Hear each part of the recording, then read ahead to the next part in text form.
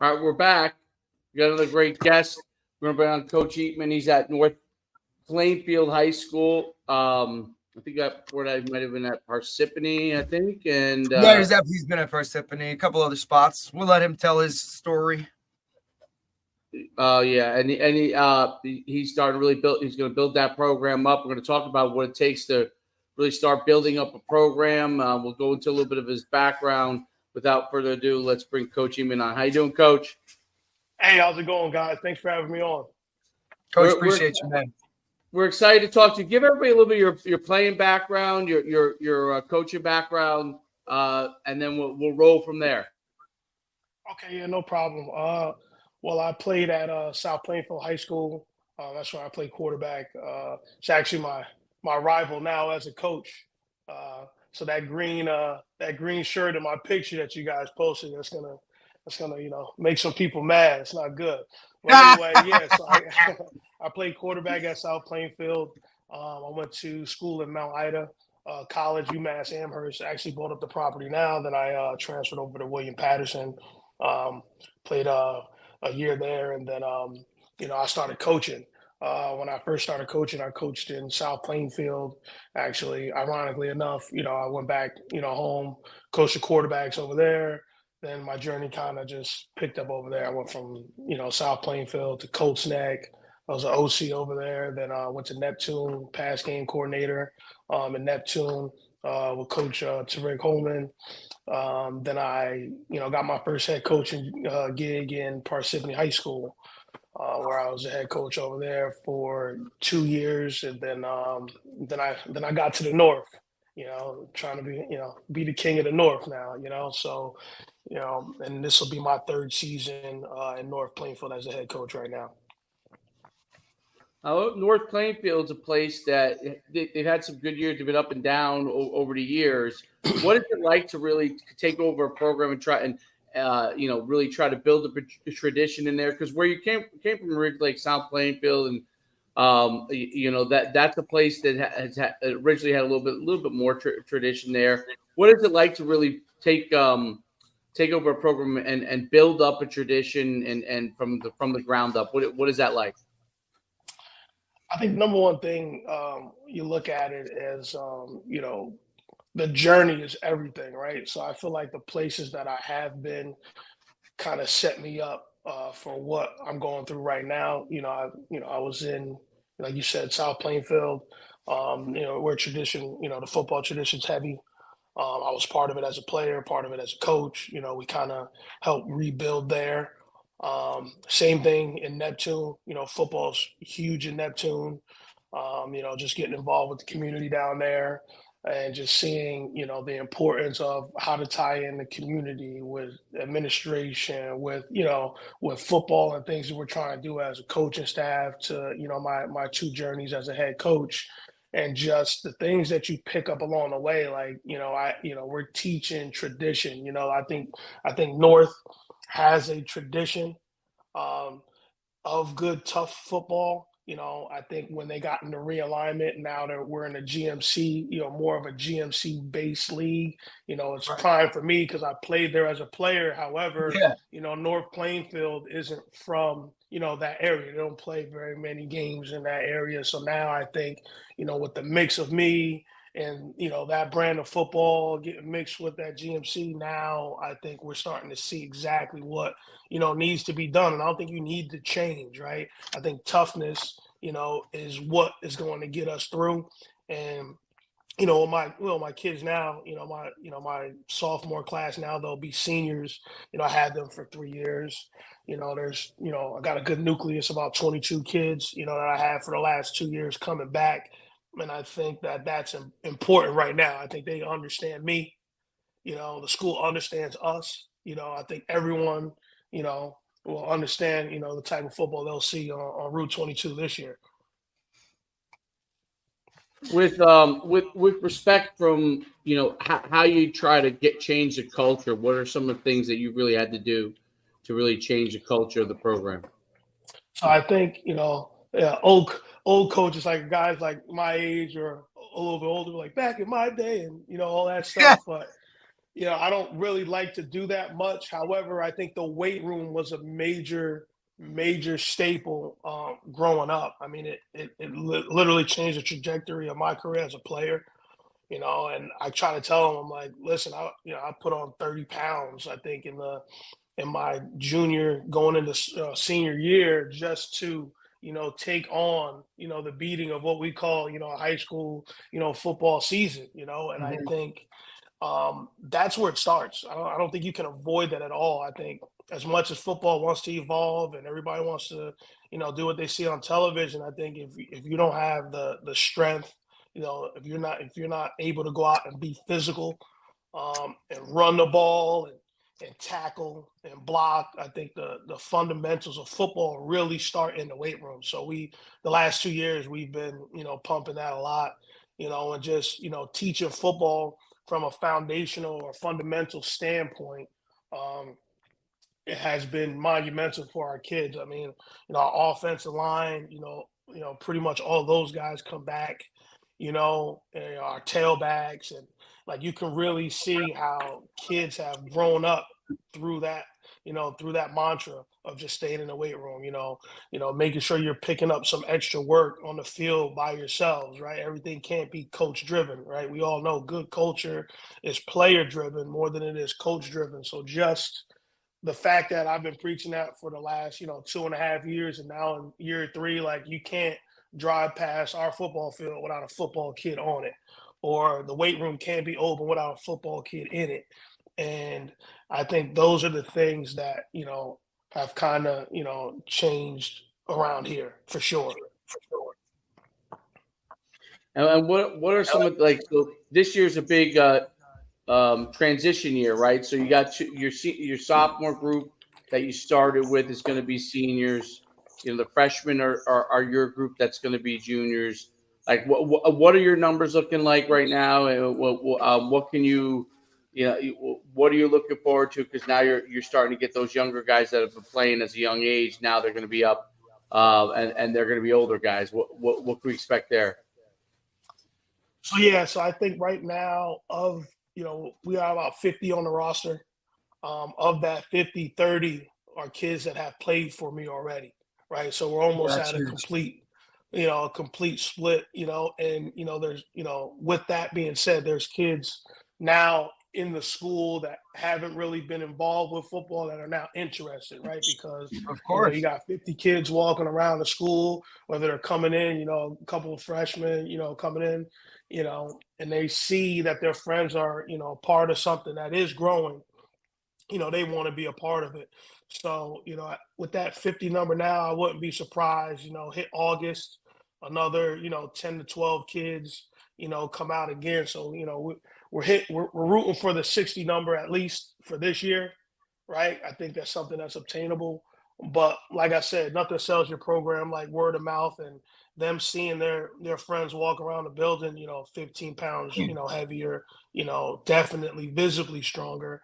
Um, it has been a real Absolutely. big selling point, for the kids around here. No matter if you've played or or you've never, put on a helmet or picked up a football, and a lot of those kids are becoming interested. So I think that's why we do it, right? Like, the kids are getting involved that have never played before just Right. because of what you're preaching, Right. or And how look, it's and that's affecting that's other kind of one of people. the things too, right? Like coach, like, and that's kind of like what you do. Like when you get into a building, right? It's one of the first things is like, hey, let me recruit the hallways, right? Like there's got to be at least 10 dudes walking around this place that for some way, shape or reason just haven't been involved with football itself. And now you start to see, those guys now start to see their friends, promoting the program and seeing the positive things that are coming from playing football, and now they want to be a part of it, right? So that's always a big piece of the entire puzzle, but that takes time to get going, right? You can't just that doesn't happen Hmm. year one where all of a sudden you have 20 new players out for a team. It takes some time where your own roster needs to get comfortable with you playing. And that's I think part of a huge part of when you take over a program. Absolutely. What and as far as like your son, like, so what does it look like because that's probably a big thing that has to change a lot, right? Your summer program, what you kind of instituted. What does that look like? Like, what do you guys participate in the summer? How often do you bring those guys in? What is kind of like your summer program look like? Yeah, so I think the biggest thing that was, for the kids around here was consistency too, right? Like you want to give them something that they can hang their hat on. Also for the parents and the people in the community too. We've always had the same blackout weeks. We've always used the same time schedule. Last 3 years, 8 to 10 Monday through Thursday is football, right? In July, and you're there, right? And if you got to set your schedule up or your vacation time with the parents and all that stuff's important, right? Family first. It kind of gives them a schedule they can give to their parents. If you're a junior, you can look at the calendar and you can give it to mom and dad right now. Like exactly where we'll be, when we'll do it, what time and all that stuff for the next year. And the parents really bought into it as well, so they don't have any problem with getting the kids there either. But Monday through Thursday, we're lifting. We're also throwing the ball around. 7-on-7s. I know these guys, like to, have the opportunity not only to compete, but just to show, like I said, their friends that they are on a different level than they were before. Right, because they had probably and never I, done some of that stuff in the past, right?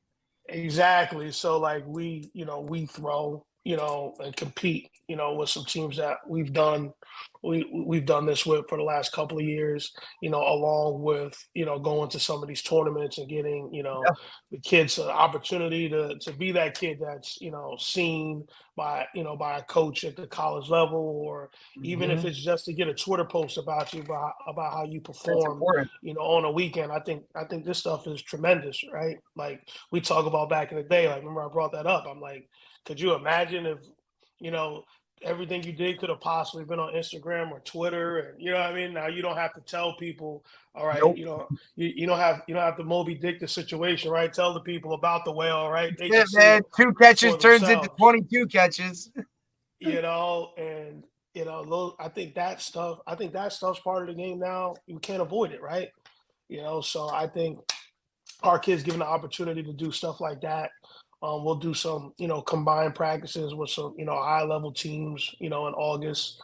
We got a nice quad set up with, some guys up in Morris County. Like I like to, be well traveled as well.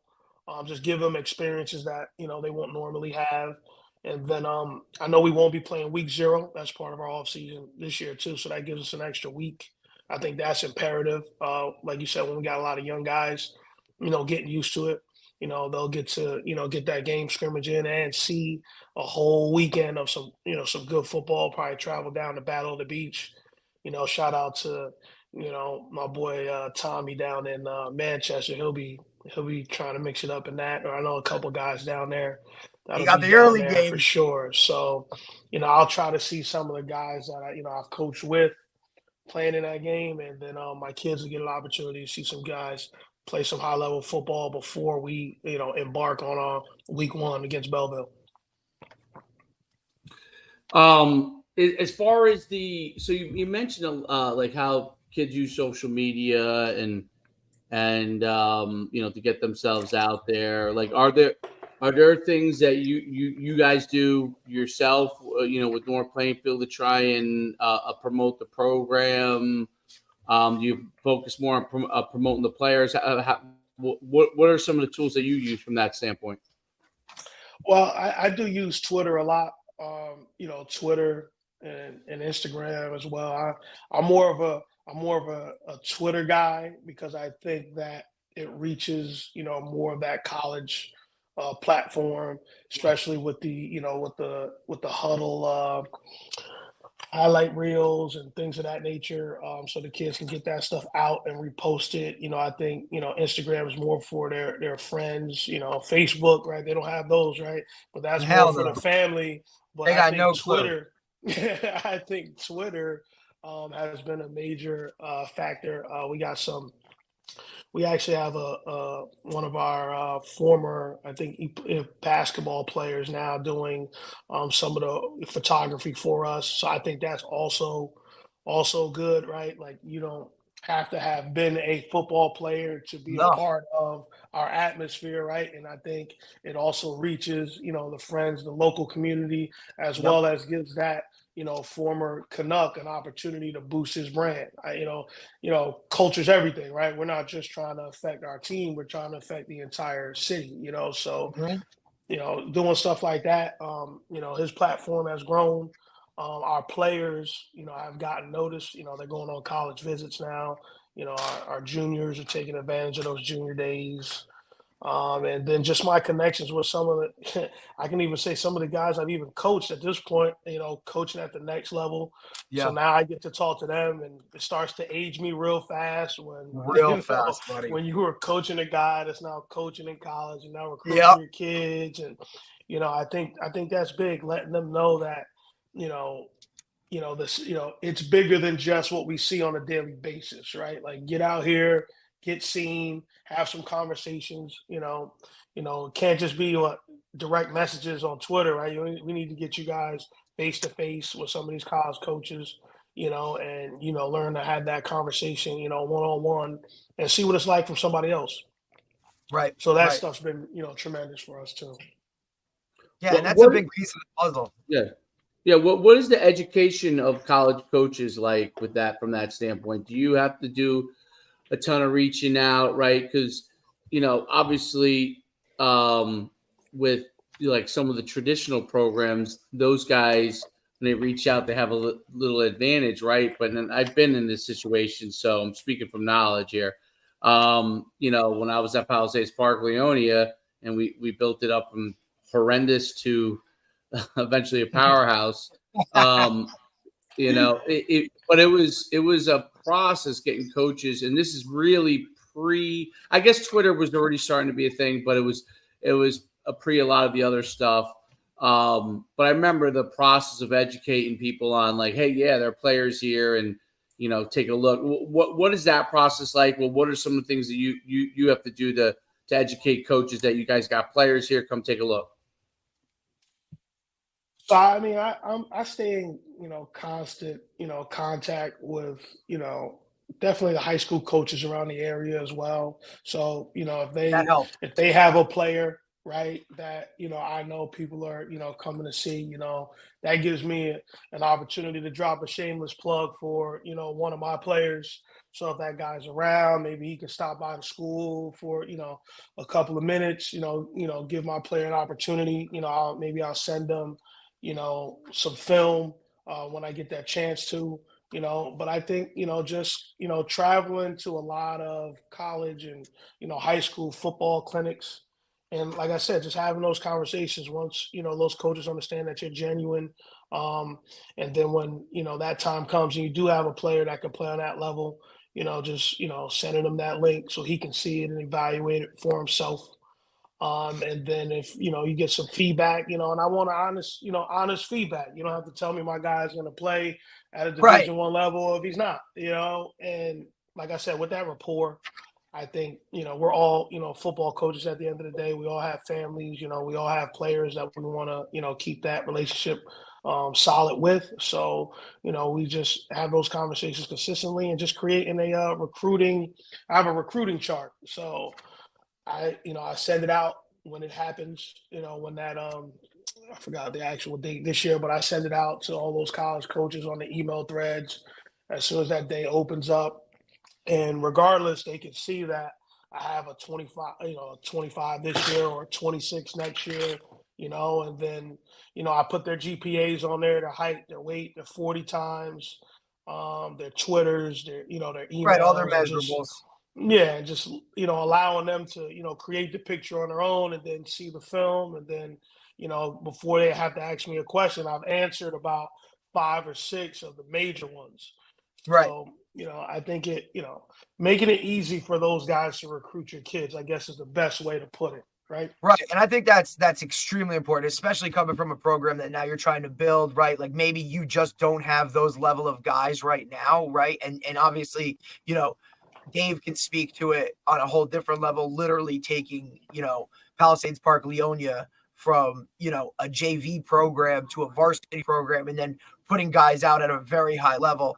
I'm sure that's extremely difficult to get traction, even more so, quote unquote, back in the day when Dave had to do it, when it wasn't as easy as just sending huddle links or doing this or doing that. You know what I mean? So, now it's kind of at a level where you can just take it. And now as that traction continues, your program will only grow in terms of getting guys recruited because, in reality, like that's what a lot of these guys are looking for.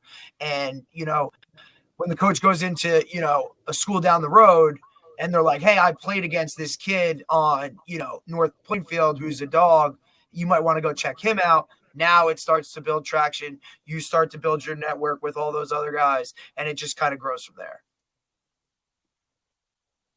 Do you tell your kids to go on Twitter, to utilize it? Do you advise them to do it? Obviously, all coaches are different. Obviously, you go on Twitter, just every kid, almost any kid. One of the ways you figure out pretty quickly for the college coaches is obviously the kids who have their Twitter done really well.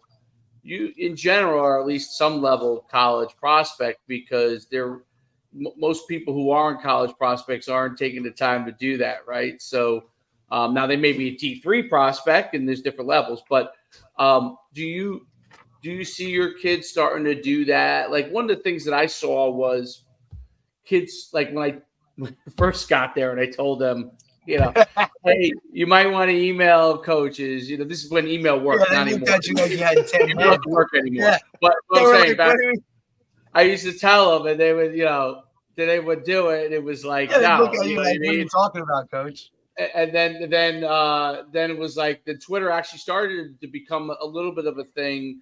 In the 2010s, early, 2011, 2012, started to really become, and we started to utilize that.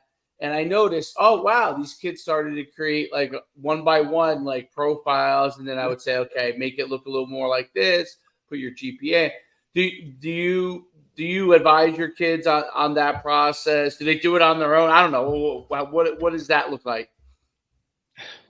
So at first it starts off with me saying, you see how many Twitter followers I have? So I was like, so I might know a thing or two now. Right, yeah, right. Just, hey, let me give you a little hint here, buddy. Like I can lead you the way, a little good direction here too. Don't worry, Dave and I use the same thing. We point to that thing all the time. Be like, do you see this? Do you see how many guys we are like are aware of this, dude? Like you might want to check out your platform here. 1000%. But no, yeah, we have those conversations just about how it should be structured.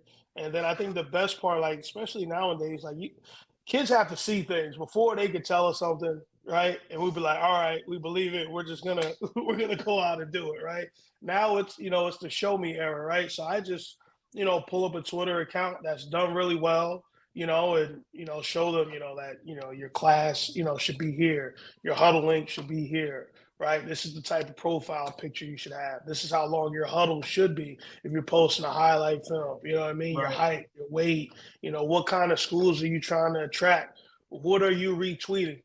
What are you tweeting yourself? What are you liking? Right. Because on Twitter, we see all those things, right? And that's still part of your character, right? What you're watching, what you're saying, So just creating awareness like that, I think, is important. But I think the biggest way is to show them, maybe a highly recruited kid, show them how their Twitter's done, right? And show them what he's retweeting, show what kind of likes he's getting, right? And you're like, well, look, if you want, Rutgers or, whomever, going down the line to retweet or be interested in you, all right, these are the things that you should be doing, off of the field.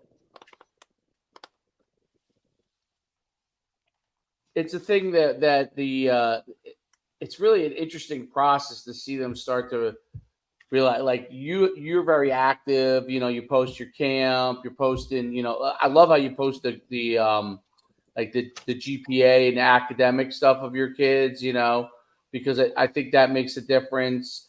And I think it's important because the kids start to understand, like, hey, this is some of the things. If coach is posting this, this is some of the things that must be important, right? You have your parent meeting on there. You're trying to get them to understand it's a community forum, right? Your coaching Twitter page is basically a community forum for everybody to see kind of what's going on with the program, but for them to also start to gravitate to that process. From a and I'm not super familiar with the GMC other than the times I played GMC teams. I'm not super familiar with the GMC. Like I know of like where it's from Cranford all the way down to Cranford might be Union County, right? I'm not sure if Cranford's middle. So what it goes from what south? Where does the GMC go from? From South Plainfield, probably in Carteret. That's probably the bottom area, and then to where? So they've kind of taken the teams that were playing. I think the conference was like the Mid-State 38 and some Union County teams, and then the GMC teams, and they kind of like try to create one of those super conferences. So now in the Big Central, it stretches. It's a pretty far stretch now. So I'm trying to think the farthest north team that's in it to the farthest south team is pretty big. So the Mid-State combined kind of with the GMC? Is that what happened? Yeah, pretty much. Yeah. Right, because they were trying to model it like kind of like the North with like the big, all that stuff, like the super Essex, right? Where there's just, right. I mean, look, the Shore is just the Shore itself. Like it is what it is. Like you're not even. So how many teams are in that combined group now? What are they up to as far as team wise? Gotta be close to 40, right? Something 40. like that. Okay, so which is about what the Shore is. Yeah, I think Shore's somewhere in that, maybe a couple more. Right. Okay, so that makes sense. Somewhere around there, I think it is. So it's like a super conference thing that's kind of like spreading on. Yeah. So okay. But I'm sure you at least get a home and home with the teams you're playing in your divisions and stuff up there. Like, the Shore is the only conference in the state that changes divisions every single year where you don't even get a home and home. They just juggle it and kind of go based off of seeding like that. So you play like, what are some of those teams that you that are on that schedule, right? Right now, for us? Yeah. Well, we're going to Belvedere in the beginning. So Belvedere? Yeah. Like Belvedere, like yeah. So wow, you're taking me back now, man. You're talking Group 1 stuff. Like when I was obviously I went to Butler alma mater status. Like it was every other like year or so. Like we would have to go play Belvedere in the playoffs. Like it was, and that was a hike. But like, wow, I haven't heard that school in a minute. That's what's up. So that's who you're opening up with week 1. Yes. So that's one of those crossover deals. We're gonna play them in the beginning. But that's just cool. The teams around here, like you get your South Plainfield, obviously that's a big one. That's a biggie, right? That'll be our home opener, right there. So I think, packed house for that. Yeah. Canucks win that game, by the way. And you and you guys are that's the way to go. And you guys are Group 2, right? So you're playing bigger schools for the most part, right? Is that right? Yeah. Well, really, we're Group 3. Okay, but with in the playoffs, are you Group 3 or Group 2? 3. 3. Okay, because I seen like 3 is tough. Okay, and then schools like South Plainfield, are they 3 or 4? South's 3. Right, but we play like New Brunswick, I believe they're a 4. We play JFK, I believe they're a 4. We got Johnson this year. They're a 2, I believe. Right. Yeah, but a perennial like power team. But a team that's exactly. They compete at a high level. Absolutely. We got Voorhees. There's another one. They're like a different type of. team. Yeah, so like, it's a different, type of schedule this year. Some fours, some twos.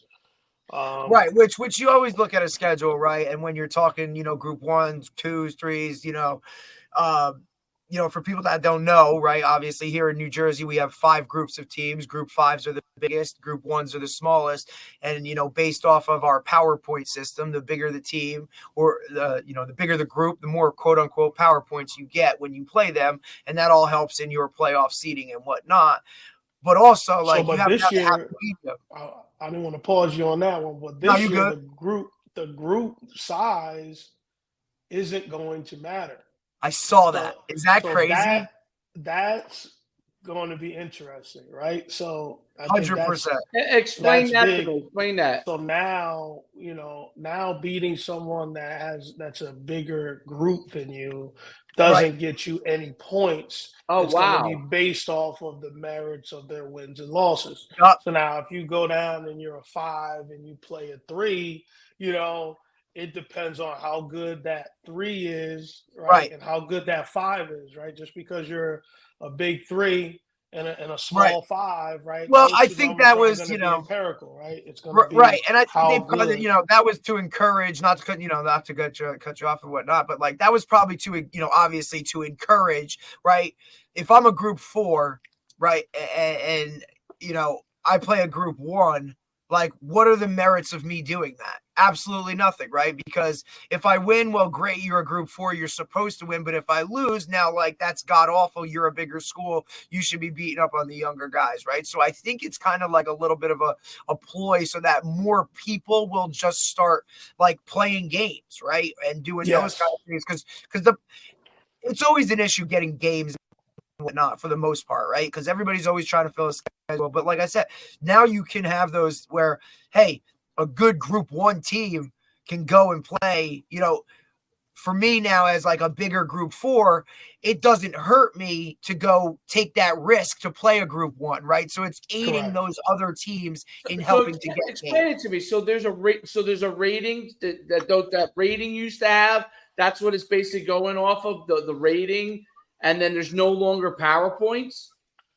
No, there's still PowerPoints. It's just the way that it's weighed, right? You would get the algorithm, Dave. You don't get 4 times 4. Right? Yeah. The formula itself is kind of cooked down a little bit. You know what I mean? So you just get the points. They're group 4. You get group 4 plus how many their wins, basically, similar like that, instead of.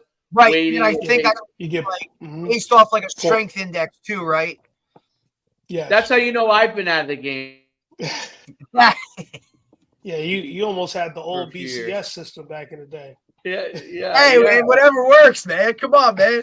Listen, we're the only state that does this craziness stuff anyway, dude. You know what I'm saying? Our system is so wild. It always has been.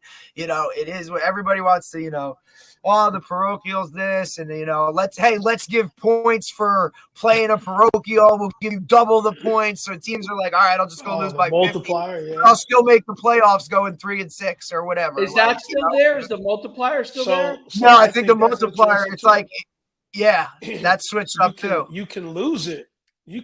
You could start with it and lose it. I think that's kind of how it works this year. If you obviously, Dave, you think about some of my previous stops where we were a multiplier and, kind of asking yourself, how am I still a multiplier? Right. So I think that tab has somewhat gone away at certain places because if you don't stay up to that level of being worth a multiplier, well, then, what's the deal? Right. Why would you do that? Well, okay. So now it's kind of, they take it away if you don't live up to a certain level. So if a team that had a multiplier starts losing a bunch of games, and the multiplier goes away, so it's because otherwise the team who schedules it though. The team who scheduled it thinking they were getting them. Well, I think that's something that's done beforehand. You know what I'm saying? Hey, they're going to lose this multiplier. Don't schedule these guys thinking you're getting a multiplier. Oh man, that seems welcome back, buddy. This is why you're even more complicated than before. I might have to go on one of these committees. I told you what you're doing now is so much better than this shit that we live in now, bro. Just keep freaking coaching your kid and loving life because this shit sucks, man. It's crazy. Wow, that's crazy. That's crazy. That would drive me nuts. And they also took away And then are they still doing the rating where you come in with you're like if you have been losing, your pre-rating is low, right? Which is a strength index. Yeah, which is a pain in the butt because it's going to take – you're going to have to really, win a lot of games to get your rating up, even if – Absolutely. Where you start from is a big deal. Am I right or am I wrong? Correct me if I'm wrong. So it's going to depend on who you're playing. Okay. Where you start from. Yeah, yep. So if you're accruing wins – the biggest thing is who you're playing and are you beating the teams that are going to get wins because then you're going to get residuals from them when they win. So if you're beating an 0-5 team, when you play them and then they end up being 0-8, you're not going to get any residuals and all you're going to get is, what it costs for beating them. So, like D said earlier, it's really going to go to, leveling the playing field and getting out there, putting the football down on the ground and playing some football. So we should really start getting some, really good games towards the end of the year instead of getting those senior games where people are winning 42-0. You know what I mean? Right. So I think those nights, that's where it's going to affect it the most, right? Are you a coach that's going out and, trying to schedule that game? That's we've been playing for 20 years and this is yes, I know. Oh my God. Yeah. You're gonna have to, it's gonna be crunch time and you're gonna need a game on senior night, and you're gonna have to go and it's gonna matter. It's gonna matter. So I think stuff like that will be interesting. Well, especially when the cutoff date is and stuff like that. So, yes. And with the way that we play, like you said, the schedule is gonna flip. So you'll get 2 years playing the same schedule. I believe it's going to stay that way. But if it does, then, the next year you're going to have to play that team on the road. So that's going to affect, your senior night. And you're probably going to play from now on until that changes. You're probably going to play a tough game. Right. Depending on where you want to get seated. I think nobody's now, and especially now. Seed. Right, especially now with how they seed it, 1-16, you know what I'm saying? That stuff matters too. And, listen, end of the season, everybody's looking at, okay, we could have these people, or if this happens, then we got this person, then we're doing this, but they run this, so we got to start preparing for it's it just gets crazy. And it just creates a lot of, listen, it's another thing that now a coach has to factor in. Like guys don't have enough to do already, but now you got to start really looking at your schedule. It's and look, and if you're in one of those programs, I got to sit down with my athletic director and be like, look, I know we've played these guys forever, but we need to kind of take a look at maybe talking about going to play these guys or going to play this team. And I think the other thing that's kind of funny too, right, is they used to that week 0 game when guys would travel out of state. Now they're not matching up like it used to be. Oh, however big that team was out of state, we'll go get those PowerPoints and we'll give you those because they're this size school in their state. Totally wiped out. Doesn't matter. Whatever you do out of state is what you do out of state. Who cares, right? It's just it's nonchalant. So that doesn't factor. That doesn't factor. It's literally nothing. You just going to play a team from wherever for whatever. You don't get any points. No, it doesn't give you anything for going down to play Schuman. It doesn't give you anything to go and play Duncanville. All good. Nope, nothing. So other than the experience and all that kind of stuff, right? Talking about getting guys recruited, maybe more eyes or whatever. Now guys maybe factor hey, why am I going to play these hammers under the sun, right? Or what was the rationale for that? I'm curious. What was the rationale for that not giving those games any kind of rating? Is it just? I just think it was so much to do with. I think it was just so much to do with just another thing to add on to it, right? All right, and for the most part, when guys go out of state, I always feel like the other than if you win, right, or if you're unstoppable, which brings notoriety to New Jersey itself, The NJSAIA don't want to deal with you going out to freaking Texas or knowing what you're doing or doing all that. It's just more for them to police in general. They got enough to worry about with transfer portals and 1-year transfers. And all right, well, now we're going to get like seniors aren't going to have to sit because, when certain individuals come calling, like there ain't no way you're saying no to that guy. I don't think so, but that's just my thing. But I think it's just too much for them to do it, Dave. Like they don't want to. I think it's just, hey, we'll just make it one thing across the board. If you want to travel, go travel. Good for you. But it means nothing when you come back here to New Jersey other than for your own team, maybe mentality, right? Because, hey, we went and played these guys. Nobody in Jersey is as good as these guys. So maybe it's something like that, but, I'm just spitballing. No, it could be. I think, for the kids, like you said, I think that it could be a good, experience, see what it's I like, love to get on the road, get out of the state. Right? Yeah, I man. think it's also, Like, go see something else. Get out of your little protective bubble of this is what it is and go realize, like, look, I know mommy and daddy tell you you're the greatest thing since sliced bread and you should be going to Alabama. But, like, let's go play a kid that really is going to Alabama. Yeah, Now you get a whole different recruiting. perspective. And now it saves your season because you ain't got to meet with mommy and daddy every other week about playing time. So you're good. Like, But if you're, but I do think, recruiting wise, you get out there and you do get to see, another brand of football, but you also, get to play against somebody at another, high level program. And those kids get, those opportunities to make those plays and, maybe you increase, your stock. Like I said, the camera follows you everywhere. So if you get the opportunity, to make a play, like look how big, Odell Beckham's catch gets, the one hand grab. I mean, everybody makes a one hand grab now. You know what I mean? It's almost like, yeah, man. in every game there's a one hand grab. But when it first happened, it was like, whoa, wow, never you saw that couldn't miss before. it. Like, oh. Yeah. So I think it gives, Jersey kids that platform, to produce, I think for me the known fact that Jersey football is high level football across the country, not just in this area. I still think we're one of the top states, so I like to see that stuff. Especially when definitely got the kids that, can definitely take advantage of those opportunities and let those families travel. I mean, God knows how much money they're paying to go to these schools. So, it's good to see, that stuff going out there and getting allocated the right way. Does any of the I won't say the word recruiting, but recruiting stuff affect you guys where you're situated, or are you kind of in a better area to fight that stuff off? I think that stuff's always at play, right? I think the biggest problem of it, right, is the fact that it happens on television every day, right? The fact that, guys in the NBA or in the NFL or, what I mean, the kids that are dropping in the transfer portal and the NCAA, like, because, I believe because people consume it every day, that it starts to become the norm when that it's just here all the time.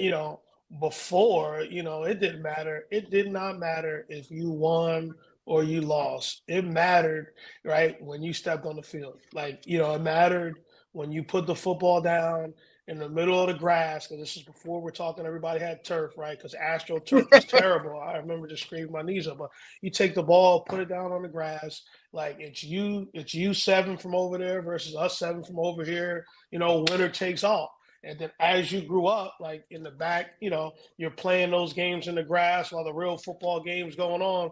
But we all know that the football game that's the most important is the one that's happening over there by the bleachers, right? Because those kids are going to soon be the kids that are on the football field. And, just playing for, the town that you live in, the jersey that, I was always number 7. I was always number 11. Like growing up, like you didn't have to pick those numbers, right? Like once you got it when you were 11, it was what you wore when you were 18.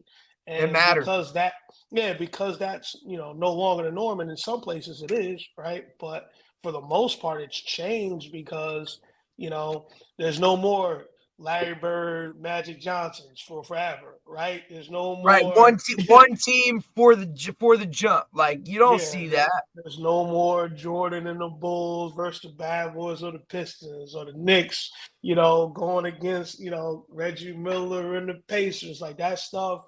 Right, you saw the same group of guys year to year competing against each other to kind of like go at it. And because this is what these guys consume on a daily basis in terms of like, hey, it's just it's really kind of like for me, especially growing up in a traditional program where that stuff mattered, right? Like I could tell you every football player that went to Butler High School that wore number 2 before I did, just because I was like, that's what it is, right? Like those are the things that I think, like you said, because they consume it every day and they're watching a Heisman winner in Caleb Williams come from another school, right? Or these other guys that have transferred to this place. They're on their 4th school, but they're still highly like successful.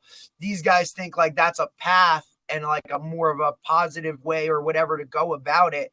But because they that's what they consume on the regular, now they start to like think that into reality. And then ultimately it becomes reality because everybody that's around them is telling them like, you got to do what's best for you. You got to take care of you. You got to, and I understand all that, but there is something to be said about the dude that's the backup that just wants to work, One thing I love. Yeah. Oh, I'm sorry. No, go ahead, Coach. Coach. What Arch Manning is doing over in Texas, right? Dude, I think that's one of those staying. things that's like totally like mind blowing the entire nation and the country in terms of like, why is this dude staying when he could be going? And we're not even talking about like NIL or any of that other kind of stuff, right? Like he could just go and play based off of pure like talent. And like he's not. Well, I think he's, and I agree with you. It is great, but he's also in a different situation than a lot of other people, right? So you don't have to. I mean, let's call it as it is. You know what I mean? Like from that standpoint, you want to talk about LeBron James? He's probably pretty safe. That once he does get on the field, that he's going to be in a good position from an NFL standpoint if he's as good as everyone says he is. Right. And then he's also in a different, probably economic situation than a lot of other people growing up. I would say so. Even though his father didn't play in the NFL, he was very successful in business. You know what I mean? Obviously, and his 2 brothers that were as successful as it comes. So excuse me, Uncle Peyton, can you get me a pair of cleats? Like, his grandfather, obviously, his grandfather was a grandfather. Yeah. So, I mean, I think you're seeing that, though. There is a lot more ex-pro athletes that have kids that are at that level. Obviously you've seen it with LeBron, right? So, I do think that maybe could be a positive effect from that standpoint. I don't know. He's one of like God knows, right? Like it is interesting because if he does succeed and is patient, then I do think and has success at the end of the rainbow, quote unquote, right? Like so. But then I think you might see other players saying, you know what, okay, patience can be, and you may need someone like an Arch Manning who's in the situation he's in, a better situation to be able to take that chance. Right. And if he succeeds, other kids can say, you know what, maybe I could take that chance too because it did work out. I developed. So it will be interesting to think. I mean, listen, it's a good route to go. And the other thing I was thinking about, I'm curious if I'm wrong or I'm right on this, but the fact that the out-of-state play doesn't get let's say, Don Bosco or Burton Catholic played like a Modern Day or something, and they get all these PowerPoints and all this, the old system, all kinds of scores from it. I think it does make it where I agree with you guys. If you want to play out of state, you can play out of state, but it's not an arms race for public schools, especially because public schools feel it the most, meaning the private schools go and play out of state. They get power ratings because this team is really good. Any team that plays those parochial schools gets a boost. Now I feel like I have to go play out of state. Now I don't have to worry about that. If I want to play out of state, I can play out of state for the basically the purity of my kids getting more exposure, playing another team versus trying to play. You happen to play a better quote unquote opponent to boost my playoff thing and to keep those schools from recruiting my players, because I didn't play out of state, right? So I think that's actually, as I started to think about as you guys were talking, I actually think that's probably a pretty good thing. It keeps it a little more pure in a sense as the motivations for playing out of state. Absolutely, because like you said, now it's not an arms race where, all right, these guys take 5 of my best guys because, obviously appeal is, hey, we're going out of state, we get more exposure, all that kind of jive. All right, well, now, like, I don't have to go and now I feel like if I want to match up or try and keep those 5 kids with me, well, damn, I better go play an out-of-state game or I better go do some of that. Now, like, if that doesn't yield any of that, that would be, a lot better. Like, and obviously for those programs, like now you don't have to do that. Coach, before I let you go, just wanted to so people can follow you on Twitter, can reach out to you. It's been a great conversation. Love to have you. Maybe after the season, you can declare some X's and O's to us. We could talk some more of that stuff before the season. We stay away from that. We don't want to give away anything. But especially since you play South Plainfield, they probably have their ears on it as well. Where can they find you? On Twitter? Be like, this guy right here. How can he take the job across town? Where can they find you on Twitter, Instagram, and reach out to you, Coach? So my Twitter and my Instagram, they're both the same. It's at Coach_Eatman, EATMAN, and then you guys can follow me there. And like I said, the Canucks, the Canucks on week 2. I wish I could get you guys to come there, right? Because it's. You tell me what a Canuck is. Everybody asks that question when they hear it, right? But you just gotta. Well, I looked it up. I did some research. And for me, it's just a tough person from North Plainfield. That's what I like it. Nice, good job, Coach. Nice job, man. You've been in this for a while. Nice job, buddy. Nice job. I appreciate it, man. We're always ready to go to work. So that's what a Canuck is to me. Awesome, Coach. Thanks so much for coming on. Really appreciate it. Great conversation. I learned a ton. That's to me, that's the most important thing. I learned a ton from you today, and best of luck with the season. And keep building that program up. Brick by brick, man. That's what it takes. And all of a sudden, you look up and you're like, oh wow, we're darn good now. But that's what it takes. And then everybody jumps on at that point. Yeah. And listen, man, if there's anybody that knows how to build a program from whatever, like Dave's done it numerous times, and we're talking from like the ground up, bro. And from a JV program to a state final in a couple years and just run the table. So listen, man, like I said, I really appreciate you coming on, man. We'll talk, all my best, all the best, and we'll talk soon, buddy. Appreciate you. All right. All right, Coach. Thanks again. That was Thanks, fun. I just want to give a shout out to my staff and my wife. Oh, hell yeah. That make me great at this, my family and all that stuff too. Thanks for all watching. Absolutely. All right, Coach. Have a great weekend. July 4th weekend. Enjoy, and we'll see you soon. Be good, dog. Later. All right. That was great. I'm going to jump off because I'm getting kicked out of my house, the house I'm staying in right now. So 11, gotta go. It's time to go. It was a great podcast. I learned a bunch. Actually, that shows how I'm out of the loop because there's no reason that you would even know any. Yeah, I learned a bunch of stuff about the state and but actually, I think some of those things are good. Some of them are confusing, but. Listen, you know how it is. They're always going to do something to screw around with it or tweak it or do something. It never stays the same, ever. Absolutely. All right. Let me let you run. Man. Be good. We'll see you.